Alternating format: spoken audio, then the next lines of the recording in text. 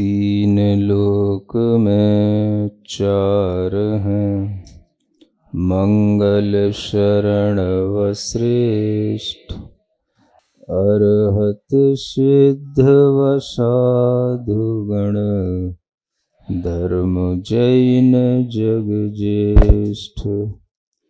तीर्थंकर जिन देव की, जिन वाणी को ध्याय, सर्वधर्म संक्षेप से, कहूँ चित्त हुलसाय। अनंत अनंत सिद्ध परमेष्ठी भगवान की, देवादिदेव आदिम तीर्थंकर श्री ऋषभनाथ भगवान की, वर्तमान शासन नायक श्री वर्धमान महावीर भगवान की, परम पूज्य आचार्य गुरुवर श्री विद्यासागर जी महाराज की, आचार्य श्री समय सागर जी महाराज की। 66 सहस 6336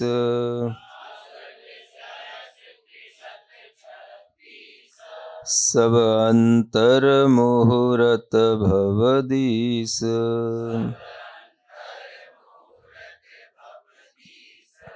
रत्न राशि चौपात मिले ज्यों, मनुज जन्म दुर्लभ पाना त्यों। 66 सहस 6336 सब अंतर मुहूर्त भव दीश। अब यहाँ पर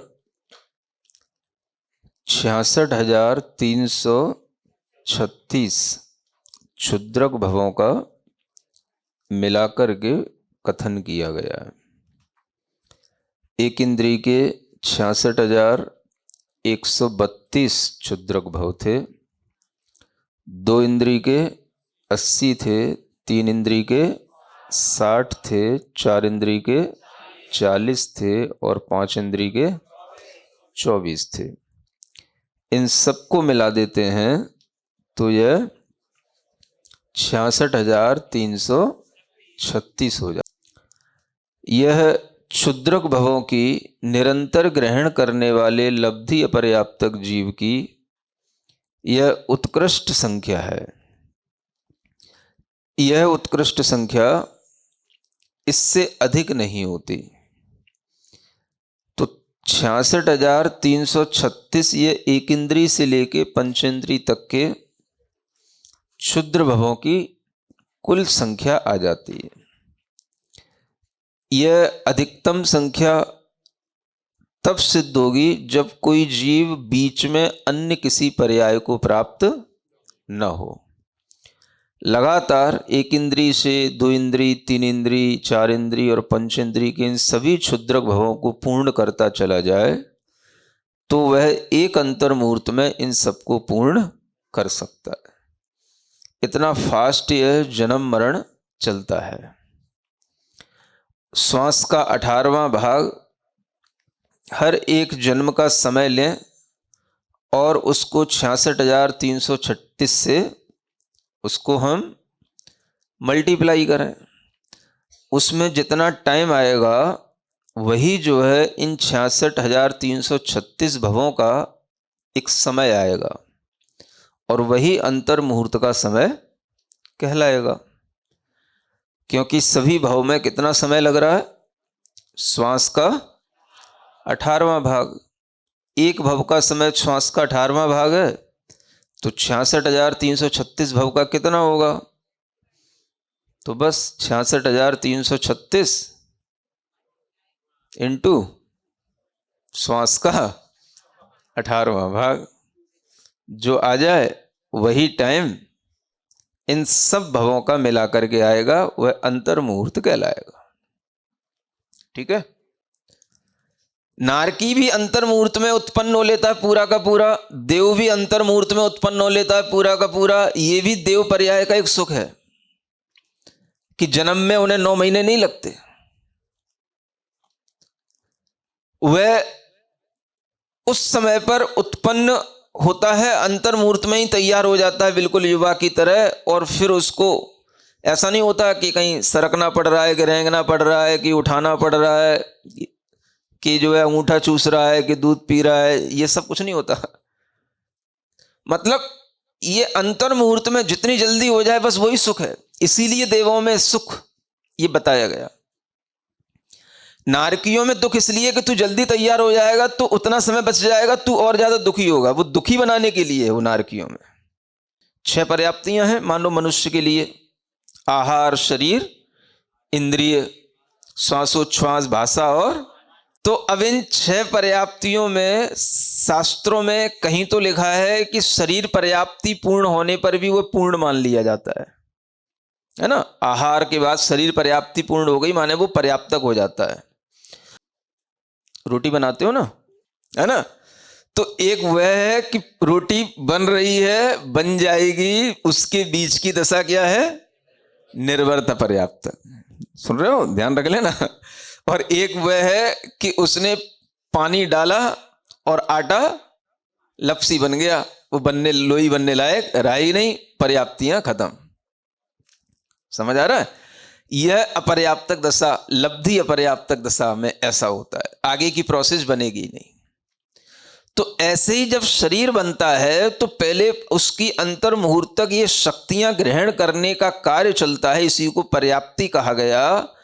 तो ये बनाना बनना, इसमें टाइम लगना, यही जन्म का सबसे बड़ा दुख है ये देखा जाए तो। अविकसित जो होता है, अविकसित भ्रूण जिसको बोलते हैं, ये जन्म का ये दुख है। जन्म तो हो गया उसका, आप जिसे गर्भ कहते हैं वो भी वस्तुतः क्या है? जीव का जन्म है। नहीं समझ में आ रहा है? सिद्धांत की भाषा में जन्म क्या है? वह जीव जो पिछली गति से आया, पिछला शरीर छोड़कर आया और जहां उसको उत्पन्न होना है वहां उत्पन्न हो गया और उसने अपनी पर्याप्तियां शुरू कर दी, माने उसकी अपनी जन्म की प्रक्रिया शुरू हो गई। समझ आ रहा है? अगर आप आयु लेकर के आए हैं तो आप आयु गिनेंगे जन्म होने के बाद, गर्भ से उत्पन्न होने के बाद, लेकिन उसकी टाइमिंग 9 महीने माइनस हो जाएगी जो उसमें लगी है, वो प्लस नहीं है आपकी आयु में। समझ आ रहा है? तो एक एक समय का हिसाब किताब है जैन दर्शन के अंदर। अगर आप किसी पिछली गति से आते हुए भी रास्ते में एक समय लगा दिए हैं, टाइम कहीं लगा दिए हैं, तो वो भी उसमें माइनस होकर के काउंट किया जाता है। एक समय कम हो गया, 2 समय कम हो गया आपकी आयु का। जो निर्वृत्त पर्याप्तक दशा में अंतर मुहूर्त में आयु पूर्ण की, वो अंतर मुहूर्त कम हो गया। फिर आपकी जब पर्याप्तियां पूर्ण होने के बाद जब प्रोसेस शुरू हुई, तब तक तो अंतर मुहूर्त टाइम आपकी आयु का निकल चुका। तो इस तरह से यह आयु उस समय से ही शुरू हो जाती है जब से वह पिछली आयु का अभाव होता है और वह नए जन्म के लिए नई आयु का उदय हो जाता है। और इस तरह से करते हुए वह जो जन्म लेता है तो यही जन्म का दुख, और फिर उसको जीवन जीने का दुख, और फिर मरने का दुख, ये जो दुख हैं इसमें सबसे बड़ा दुख जन्म और मरण का आता है। क्योंकि जन्म के समय पर निश्चित रूप से दुख होता है और मरण के समय पर भी हर किसी को दुख होता है, कष्ट होता है। कोई भी मरना नहीं चाहता, मनुष्य तो बिल्कुल नहीं। और मनुष्य के साथ तिर्यंच गति का जीव भी मरना नहीं चाहता, देव गति का जीव भी मरना नहीं चाहता।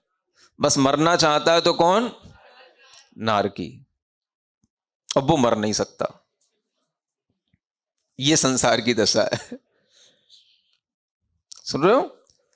उसका अकाल मरण नहीं हो सकता, वो सुसाइड नहीं कर सकता, तो हर समय कर रहा है, मरता ही नहीं है वो। तो यह जन्म और मरण का दुख हमारे ध्यान में रहेगा, तब हम समझेंगे कि यह 66,336 बार जन्म मरण करके वह जीव कितना दुखी हो लिया। पाया क्या उसने? एक क्षण भी तो जीने को मिला नहीं, एक श्वास भी तो ले नहीं पाए जन्म लेकर के, और मृत्यु आ गई। विचार करो, अपन कितनी श्वासें ले चुके, कितना जीवन जी चुके, और ये भी वही जीव हैं। अपन भी कभी ऐसे ही रहे हैं। सुन रहे हो? तब सुनाने वाले कोई और होंगे और सुनने वाले भी कोई और होंगे। तो ये सबकी कथा है, न इससे हम बचे हैं, न आप बचे हैं, न तीर्थंकर बचे हैं, सबकी यही कथा है। अब इस कथा में सब शामिल हैं, बस इस कथा का अंत हो, यह सबसे बड़ी चीज है। तो इस कथा में जितने भी तीर्थंकर हुए सबका भी इसी तरीके से पुरानी कथा रही है। बिना इस कथा को पूरा किए हुए कोई बाहर आता ही नहीं, उस खान से कोई बाहर निकलता ही नहीं, उस खान में यही चलता रहता है। इसलिए ये महत्वपूर्ण चीज होती है कि हम ये समझने की कोशिश करें कि हमारा वास्तविक दुख क्या है। वास्तविक दुख कौन सा है? जीवन जीने के बाद में किन्हीं चीजों का अभाव होना, कुछ चीजों की कमी होना, यह दुख है? या सबसे बड़ा दुख क्या है? जन्म और मरण का दुख। कोई संयोग मिला, वियोग हो गया, कोई तरह का हमारे पास पैसा था, प्रॉपर्टी थी, चली गई, कुछ अच्छा हमारे लिए पहले अच्छा था, कोरोना में सब बिगड़ गया, बिजनेस चला गया, ये हो गया, ये दुख है। लेकिन ये इतना बड़ा दुख मत बनाओ इसको, जितना बड़ा दुख कौन सा है? हाँ, जन्म और मरण का। तो भाई एक दुख के आगे अगर हम कोई बड़ा दुख अपने सामने रखते हैं तो दुख भी छोटा होना चाहिए ना। ये भी तो अपने अंदर एक विज्ञान आना चाहिए कि इससे बड़ा दुख हम झेल चुके हैं, झेलते रहते हैं, तो यह दुख कोई बहुत बड़ा दुख नहीं है।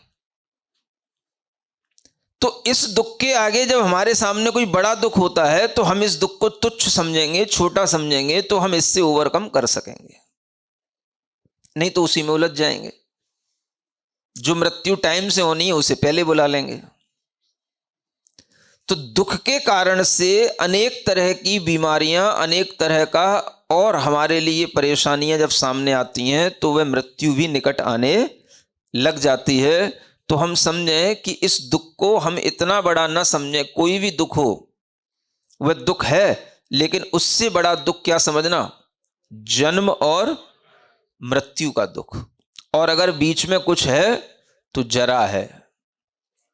जरा माने बुढ़ापा, ये भी एक दुख है बड़ा भारी। समझ आ रहा है? हाँ, कौन उठा के ले जाए मंदिर, हाँ कौन उठाए। कभी कभी तो करवट बदलने तक की स्थिति नहीं रहती। हाँ, एक व्यक्ति चाहिए ही चाहिए हर समय उसके पास में। तो इतनी पराश्रितता जब हो जाती है तब जीवन बहुत कष्ट में हो जाता है। अपने हाथ से अपने शरीर की क्रियाएं ना हो सकें, वो बहुत कष्ट में जीवन हो जाता है।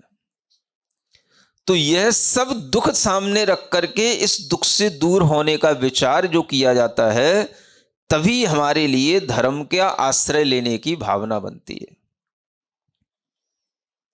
तो यह सामने जो कहा जा रहा है कि हमें इस तरह के 66,336 जन्म मरण हुए, इनके बारे में हम सूक्ष्मता से विचार करें तो इन जीवों का कष्ट हमें ध्यान में आएगा। इनके आगे अपने को कौन सा कष्ट है? अपन कम से कम श्वास तो ले रहे हैं, और श्वास लेने में कोई मना नहीं कर रहा। अच्छी गहरी लंबी श्वास लो। हाँ, श्वास हमेशा मिलेगी, पानी हमेशा मिलेगा, हवा हमेशा मिल रही है ना, भोजन का भी इंतजाम हमेशा है। तो अब दुख कौन सा? पैसा नहीं है, वो मर गया, ये चला गया, इसने ये हमारे ऊपर केस कर दिया। ये जो तरह तरह के दुख हैं, इन दुखों से अपने आप को उबारने का यही तरीका है कि हम समझें कि इससे भी बड़ा दुख हमारे सामने और था। ये कोई दुख हमारे लिए दुख नहीं है। दुख में भी इसी तरह से कंपेयर करेंगे तब हम दुख से उबर पाएंगे। नहीं समझ में आया? कंपेयर करना नहीं पड़ता। इससे ज्यादा हम दुखी हो चुके हैं पहले जन्म के समय पर। यह दुख तो केवल मानसिक दुख है, शारीरिक दुख तो इससे भी बड़ा है, ये हम सह चुके हैं। और ये दुख आया है, थोड़े समय के बाद चला भी जाएगा, लेकिन हम इसको अभी ऐसा ले रहे हैं कि जैसे सारा का सारा हमारा दुख अभी हमारे सिर पर आ गया है, सारा टाइम अभी हमारा खराब आ गया है, अब इससे हम उबर नहीं पाएंगे, ऐसा सोच करके हम दुखी हो लेते हैं। बाकी टाइम बदलता रहता है। संसरणम संसार है, परिवर्तनम, बस परिवर्तन संसार का नियम है। तो आप ऐसा क्यों सोचते हो कि जो कंडीशन हमारे सामने आई है, जो सर्कमस्टेंसेज हमारे सामने बनी है, वो वैसी ही बनी रहेंगी? ये भी सोचना तो गलत है ना। परिवर्तन का नाम ही संसार है, तो परिवर्तन तो होगा ही। सब बदलता है, धीरे धीरे सब बदलता है, सबका समय बदलता है, सबके दिन आते हैं। एक जुमला सुना करते थे, भाई घूरे के भी दिन बदलते हैं। है? हाँ, 12 साल में घूरे के भी दिन बदल जाते हैं। घूरा नहीं जानते? ये जो कचड़ा डालने का स्थान होता है ना, जहां पे लोग सब अपना डंप करते रहते हैं कचड़ा, है ना, तो उसके भी दिन बदलते, माने वो भी जगह कभी साफ हो जाती, वहां पर भी आलीशान बिल्डिंगें बन जाती हैं, हमेशा वहां पर कचड़ी थोड़ी ना पड़ा रहता है। तो इतना तक पॉजिटिव लोग रहा करते हैं, लेकिन आज के समय पर तो लोग ना जाने कितने नेगेटिव होते हैं छोटी छोटी बातों को लेकर के। तो हर व्यक्ति के अंदर ये विचार रहे कि हम जो ये पढ़ रहे हैं, इसकी श्रद्धा हमारे अंदर बने तो इसी तरह से बनेगी कि ये जन्म मरण से हम बचे हैं, तो कम से कम इतना बड़ा हमारे लिए जीवन तो मिला है कि हम जी रहे हैं। श्वास के 18वें भाग में इस समय पर जन्म मरण हो रहा होता तो हमें कौन बचाने वाला, कौन समझाने वाला होता? तो ये हमारे लिए बड़ा सुख है।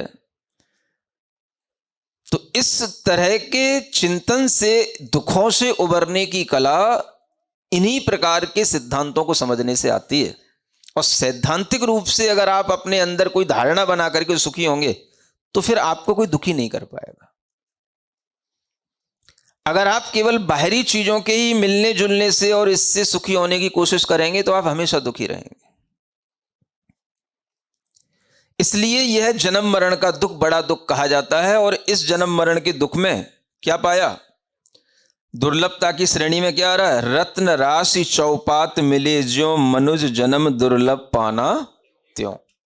अब ये मनुज जन्म की दुर्लभता देखो, क्या मिल गई चौपात पे? रत्न राशि माने होता है समूह, रत्नों का ढेर मिल गया। एक रत्न नहीं मिला है? हाँ, एक रत्न नहीं मिला। क्या मिल गया? रत्नों का ढेर मिल गया। तो जब आपको कभी ऐसे अचानक से चौपात पे रत्नों का ढेर मिल जाए, तो उस समय पर आप जिस तरीके से, है ना, अपने अंदर एक हवा वंडरफुल, समझ आ रहा है ना? हाँ, वाह वंडरफुल। तो वो जो आपके अंदर एक फीलिंग आती है, उसी तरीके की फीलिंग यहां बताई जा रही है। कभी सोचो कि मैं इतने जीवों के बीच में क्या बन गया? मनुष्य बन गया। मैं मनुष्य बन गया, वाह वंडरफुल। मैं क्या बन गया? मनुष्य बन गया। आज मैं मनुष्य हूं। इसी को लेकर के दुर्लभता का विचार करो कि मैं इतने लोगों के बीच में, इतने जीवों के बीच में क्या हूं? मनुष्य हूं। तो मनुष्य पर्याय का नाश करने का भाव आपको कैसे आ सकेगा? मैं पहले क्या हूं? मनुष्य हूं। ये रत्न राशि की तरह दुर्लभता से प्राप्त हुई मुझे चीज है, क्योंकि नरक में तो पता है क्या होता है, त्रियंचों की दुर्दशा सब देखते ही हैं। देवों के लिए भी कहने को होता है सुख, वहां पर भी दुखी होता है। सुन रहे हो? हाँ, लगता है दूर के ढोल हाँ सुहावने दिखते हैं। सबसे बड़ा दुख यह होता है कि कुछ अलग से वहां पर आप कर ही नहीं सकते। माने आप जो बन गए हैं वो वही बने रहेंगे। आपको जितना वैभव मिला है आपके पास वही रहेगा। आपके पास में जो सुख सुविधाएं मिली हैं, जो स्थान मिला है वही रहेगा। आपकी कहीं दूसरी जगह न पोस्टिंग हो सकती, ना आप कोई अपने धन को बढ़ा सकते, ना आपका कोई वैभव कुछ बढ़ सकता, कुछ नहीं। जितना मिला है उतना ही रहेगा। आप सोचो, क्या ये कम कष्ट है? मतलब हम जिंदगी में कुछ कर ही नहीं सकते और वहां कुछ होता भी नहीं। ऐसा व्यक्ति भी अपने आप में दुखी होता है जिसे कुछ करने को ना मिले। भाई बड़ा सुख का जीवन होगा, दिन भर खाए लेते हैं, पिए लेते हैं, पड़े रहते हैं। अरे ऐसे तो कीड़े भी पड़े रहते हैं, जानवर भी पड़े रहते हैं, इससे सुख नहीं होता। जहां पर कुछ करने के लिए ही ऐसा ना हो कि हम कुछ सुख के लिए कर सकें, जो है उससे अधिक कुछ कर सकें, वो गति केवल और केवल है तो कौन सी है? मनुष्य गति। दुर्लभ इसलिए कही गई मनुष्य गति, इसलिए नहीं कि मनुष्य जन्म कम बार मिलता है या मनुष्य कम बनता है।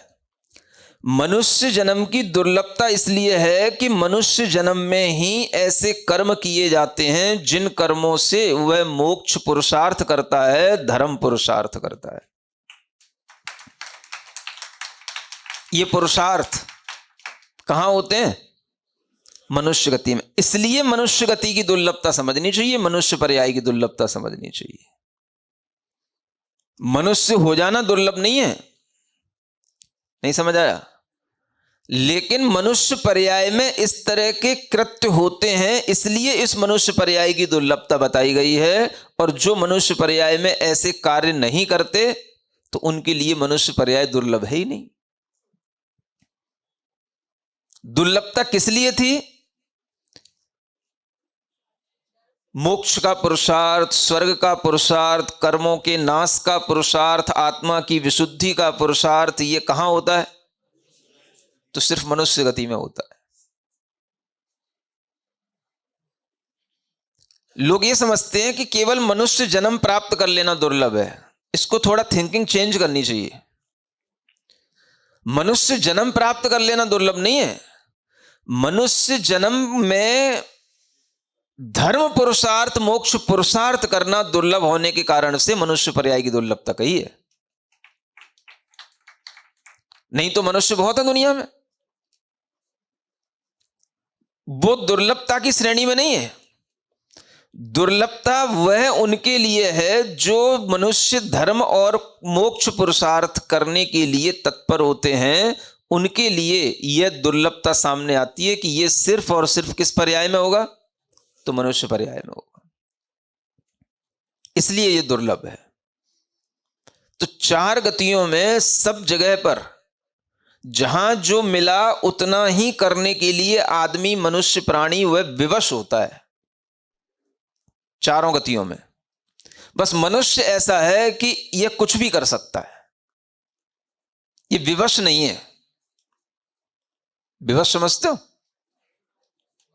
हां, पशु को जहां बांध दोगे वो विवश हो जाएगा वहीं पर रहने के लिए। नारकी जहां है वहां विवश है वो। तो देव भी विवश हैं। जो जहां पर उत्पन्न हुए, जिस पद के साथ उत्पन्न हुए, जिस वैभव के साथ उत्पन्न हुए, वह उतना ही प्राप्त करना और उतना ही पाने के लिए वो विवश हैं। इससे ज्यादा अगर वह प्राप्त करने की इच्छा करेंगे तो वो दुखी होते मानसिक रूप से कि भाई उनके पास में ज्यादा है। जब वह इंद्रों का, सामानिक का, त्रैस्त्रिंशों का वैभव देखते हैं तो सामान्य जो देव होते हैं, छोटे जो देव होते हैं, वो इनके वैभव देख करके ही दुखी होते हैं।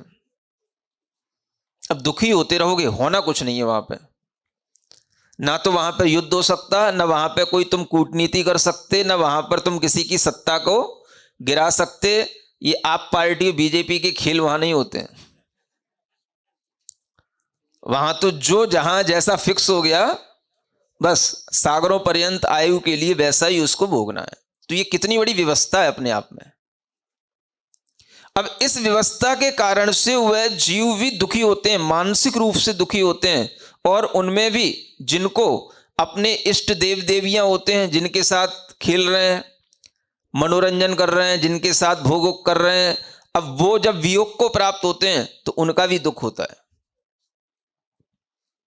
और उस दुख से बचने का कोई तरीका नहीं होता। तो देव भी दुखी होते हैं।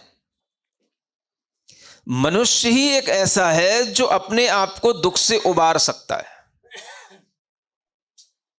क्या समझ में आया? ये विज्ञान समझना चाहिए। मनुष्य पुरुषार्थ कर सकता है, मनुष्य अपने आप को दुख से उबार लेता है। मनुष्य के पास व्यवस्था नहीं है, विवशता नहीं है, वो कुछ भी कर सकता है।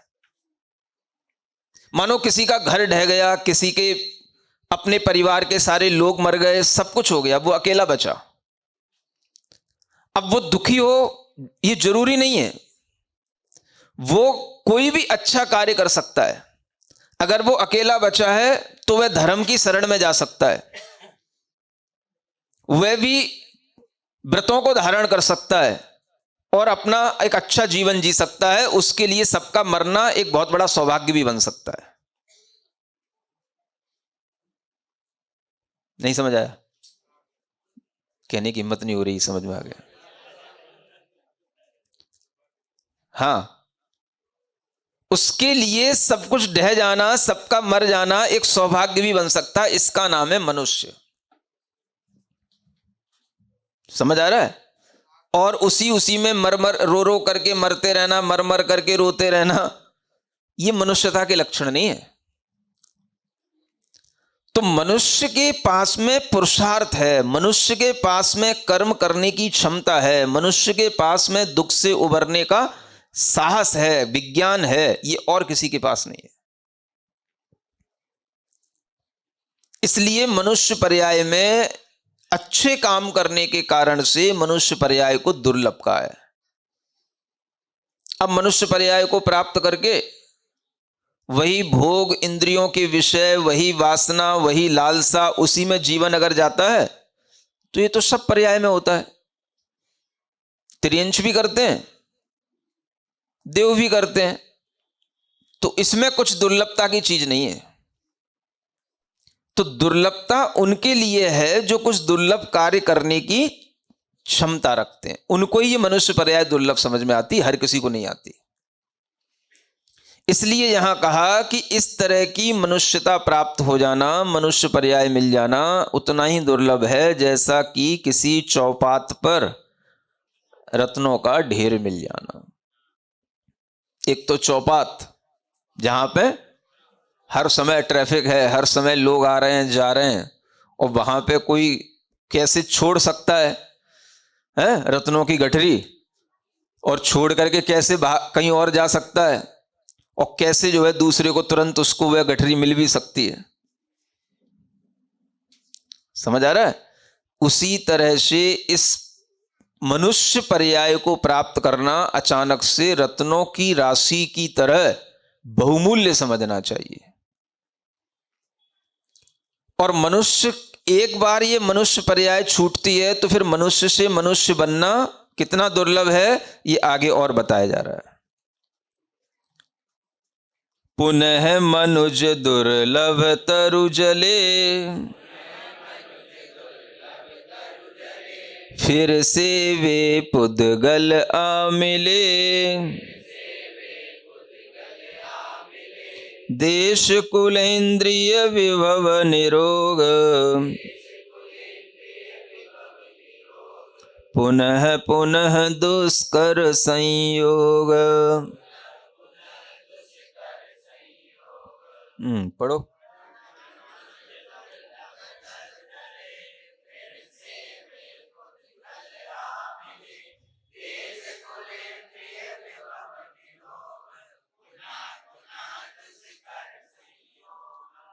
पुनः मनुज दुर्लभ तरु जले, मनुष्य जन्म दुर्लभ है, पुनः प्राप्त करना कितना दुर्लभ है, इसके लिए ये उदाहरण याद रखना है।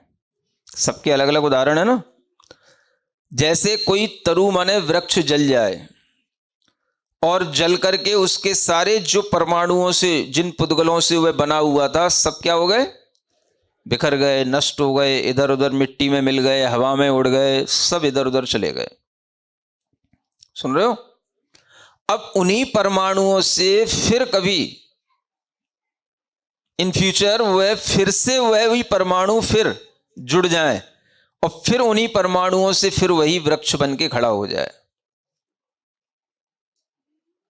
बताओ, मे बी पॉसिबल है? अब होता तो होगा तभी तो लिखा गया है? आप कह रहे इम्पॉसिबल। तो उन्हीं परमाणुओं से फिर से इतने बड़े वृक्ष का बनना, माने उसका वही स्कंद, वही तने के वही परमाणु, फिर से वही पत्तियां, वही फल, वही फूल, एज इट इज, फिर से ज्यों का त्यों तैयार हो जाए। यह जिस तरह से दुर्लभ है, ऐसे ही कभी भविष्य में मनुष्य से पुनः मनुष्य बनना दुर्लभ होता है।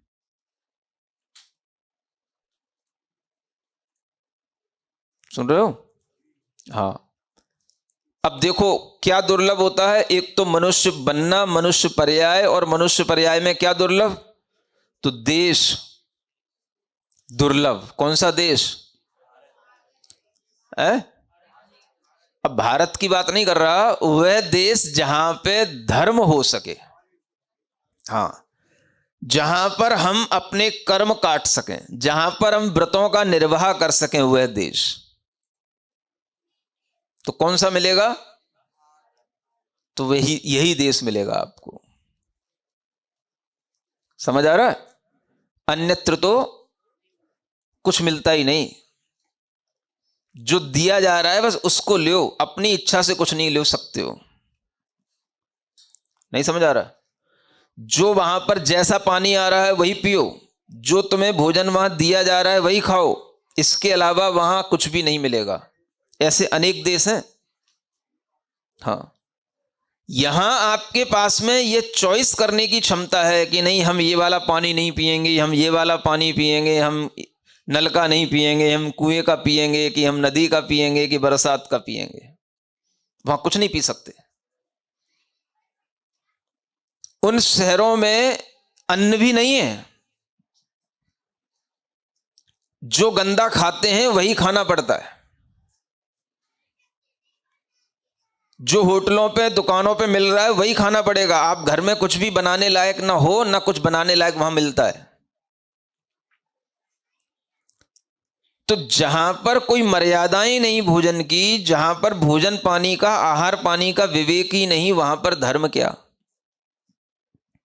और उसके पीछे मर रहे हैं लोग। एक बार तो महाराज विदेश जरूर जाऊंगा, उसके बाद मैं व्रत लूंगा। मतलब इतना भूत सवार रहता दिमाग पे। कोई भी बच्चा होता है पढ़ने वाला, एक बार तो बाहर पढ़ करके आऊंगा, एक बार तो स्विट्जरलैंड जाऊंगा कि यूके जाऊंगा, उसके बाद कुछ वहां पर 2 साल का एक्सपीरियंस लेके आऊंगा, तब वहां पर आकर के अपने घर पर रहूंगा। एक बार तो जाऊंगा। तो अच्छे देश की प्राप्ति होना भी अपने आप में दुर्लभ है। ऐसे ऐसे देश हैं जहां पर लोगों को पता ही नहीं होता है कि वेज क्या होता है। समझ में आ रहा है? हाँ, वहां नॉन वेज ही वेज माना जाता है। बाहर दुर्दशा इतनी है कि आपको पता ही नहीं होता है कि वहां पर आपको क्या परोसा जा रहा है, और वो सब अच्छा भोजन कह करके परोसा जाता है। वेज भी इस तरह का मिलेगा कि उसमें भी सब कुछ होगा। यह देश की परिस्थितियां, स्थितियां जहां पर होंगी, वहां पर आप अलग से अपना कुछ भी नहीं कर सकते। इसलिए देश अच्छा मिलना यह भी दुर्लभ कहा गया। फिर कुल मिलना अच्छा दुर्लभ होता है, जिस कुल में यह विवेक बताया जाता हो, यह विचार रहता हो, क्या खाने योग्य है, क्या नहीं खाने योग्य है, क्या व्यसन कहलाते हैं, क्या बुरी चीजें कहलाती हैं, क्या पाप कहलाता है, क्या पुण्य कहलाता है, ये जिसमें बताया जाए वो कुल अच्छा कुल माना जाता है। फिर अच्छे कुल प्राप्त करके अच्छी इंद्रियों की प्राप्ति होना, इंद्रियों की पूर्णता होना। कहीं जन्म से ही अंध हो जाते हैं, पैरालिसिस होता है, तरह तरह की बीमारियां जन्म से लेकर के आते हैं, इंद्रियां भी सही नहीं होती, तो इंद्रियों का सही होना ये और दुर्लभ है। उसके आगे निरोगता होना और दुर्लभ है। पूरी इंद्रियां मिलना ये भी दुर्लभ है, और फिर उन इंद्रियों की निरोगता होना ये भी दुर्लभ है। देश कुलेंद्रिय विभव निरोग है। इंद्रियों के बाद बीच में क्या आया? एक विभव। विभव माने धन वैभव होना, ये भी दुर्लभ है। और धन वैभव प्राप्त करके निरोगी होना और दुर्लभ है ना? फिर क्या दुर्लभ है? यह निरोगता को प्राप्त कर लेना, इन सब दुष्कर संयोगों को प्राप्त कर लेना, एक साथ सभी मिल जाना, ये अत्यंत दुर्लभ है। माने किसी को कुछ मिल गया, किसी को कुछ मिल गया, किसी कुछ नहीं मिला तो भी नहीं, ये सब सबको मिल जाना, तो ये दुर्लभ चीजें हैं। इनका संयोग ये दुष्कर संयोग है, माने कठिन संयोग है। और इस तरह के संयोग से ही ये दुर्लभता का ज्ञान जब होता है, तब मनुष्य पर्याय की दुर्लभता समझ में आती है, उसकी कीमत समझ में आती है। तो सबसे ज्यादा तो आपको यही समझने की जरूरत है कि मनुष्य पर्याय की कीमत क्यों है। सुन रहे हो? कीमत क्यों है? तो मनुष्य पर्याय प्राप्त करके हम खूब पाप कर रहे हैं, खूब इंद्रिय के विषयों में लग रहे हैं, खूब हम बुरे भावों से, विचारों से दिन भर अपना जीवन व्यतीत कर रहे हैं, इसलिए दुर्लभ है? या ऐसे विचार, ऐसे भाव, ऐसी वासना, कामना में नहीं पड़ना, यह दुर्लभ है? सुन रहे हो? तो एक मनुष्य वह भी है जो इस तरह के कर्म बंद कर रहा है जिसकी अगली परिणति नरक में जाने की है, और एक मनुष्य वह भी है जो इस तरह के कर्म कर रहा है कि उसकी अगली परिणति स्वर्ग और मोक्ष प्राप्ति की है। तो दुर्लभ मनुष्यपना किसके लिए है? उनके लिए है जो अच्छे कर्म करना दुर्लभ होता है। तो अच्छा मनुष्य हमेशा यह सोचेगा कि हमने जो दुर्लभता प्राप्त की है, इससे भी आगे की दुर्लभ चीजें कौन सी जो हमें प्राप्त करना है। सुन रहे हो? उसकी बात यहां आगे और बताई जानी है। गर्भवास निकसन दुख भूला, यौवन मद में रहता फूला, रोग बुढ़ापा मरणत जो रोय,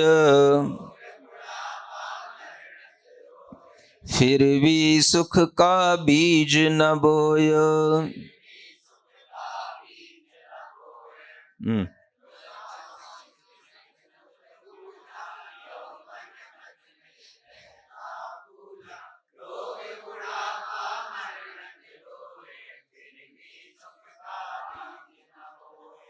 अब आगे कहते हैं, ये जो चीजें हैं जो सब आपको पता है, फिर भी रिमाइंड तो कराना ही पड़ता है। गर्भवास निकसन दुख भूला, यौवन मद में रहता फूला। गर्भवास में रहना, वहां से निकसन माने निकलना, इन सब का दुख जिस समय पर हुआ वो अत्यधिक था, लेकिन होने के बाद वह सब भूल गया। युवा हो गया, यौवन आ गया, तो यौवन के मद में फूल गया, तो सारा दुख वह भूल गया कि हमने कितना कष्ट उठाया था गर्भ में आने का, कितने कष्ट से हमारा जन्म हुआ था, कैसे हम कष्ट के साथ बड़े हुए, कैसे हमारे अंदर धीरे धीरे विचार आया, बुद्धि विवेक जागृत हुआ, और अब हम यौवन में आकर के इतने फूल गए। कैसे फूल गए? कि सब भूल गए। है? फूलने का मतलब सब भूल गए, क्या कष्ट था, क्या दुख था,